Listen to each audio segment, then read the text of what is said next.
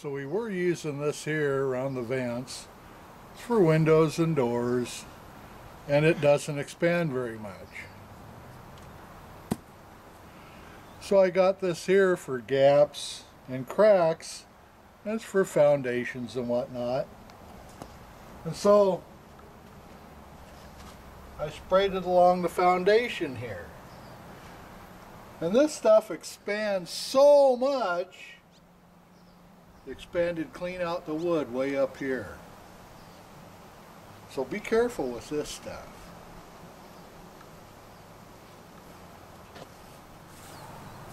Well, we're done for the night. We just set the window in there. I have no idea what time it is, but it's getting late. The rain is raining all around us, but so far it's not raining on us. So anyway, we'll re-pull that window hopefully tomorrow, and then who knows, maybe we'll get a little bit of siding done over on this one side, but we're not doing this side until we can repair the other side of that other side right over here of that room.